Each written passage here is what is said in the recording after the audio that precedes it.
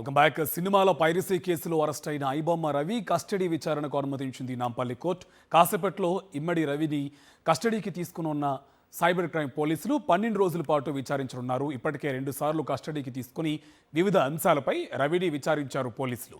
తాజాగా ఒక్కో కేసులో 4 రోజుల చొప్పున 12 రోజుల పాటు కస్టడీకి అనుమతించింది Nampally court.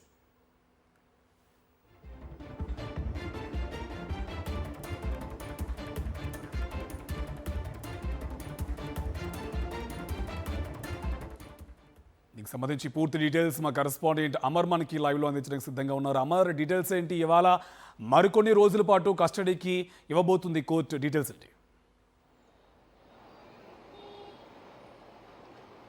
Karthik, piracy rocket వ్యవహారంలో ఐబొమ్మ రవిని ఇప్పటికే మరోసారి కస్టడీకి, మూడోసారి కస్టడీకి నాంపల్లి కోర్టు అనుమతించింది. సైబర్ క్రైమ్ పోలీసులు మరికాసేపట్లో చెంచల్గూడ జైల్లో ఉన్నటువంటి ఐబొమ్మ రవిని మరికాసేపట్లో కస్టడీకి తీసుకొని హైదరాబాద్ బషీరాబాద్ సిసిఎస్ కార్యాలయానికి తీసుకొచ్చి ఆయన్ని విచారించనున్నారు. గత 2 సార్లు విచారణ జరిపిన సందర్భంలో మొత్తం 8 రోజుల పాటు ఆయన్ని విచారణ జరిపారు. ముఖ్యంగా ఏంజిలా నెట్వర్క్తో పాటు డొమైన్ల వ్యవహారం, వాళ్ళ స్నేహితులు, మరోవైపు చెల్లెలు చంద్రిక, ఇలా చాలా అంశాలపైన పోలీసులు వివరాలు సేకరించారు. ఇదే కాకుండా బ్యాంకు ట్రాన్సాక్షన్స్ హెవీగా ఉండడంతో ఒకవైపు క్రిప్టో కరెన్సీ నుంచి ఎన్ఆర్ఈ ఖాతాలకు అమౌంట్ బదిలీ కావడంతో వాటి అన్నిటికీ సంబంధించి వివరాలు రాబట్టేందుకు ఇప్పటికే బ్యాంకు అధికారులకు ఓ లేఖ రాయడం, ఆ లేఖ సంబంధించి ఆ బ్యాంకు అధికారులు స్పందించి ఉన్నటువంటి డాటాలు, ఎన్ఆర్ఈ ఖాతాలకు డబ్బులు బదిలీ అయ్యాయో వాటన్నిటికి సంబంధించి వివరాలు కూడా ఇప్పటికే సిసిఎస్ పోలీసులకు ఇవ్వడం జరిగింది. దీంతో ఆ డాటాను ముందుంచి ఐబొమ్మ రవిని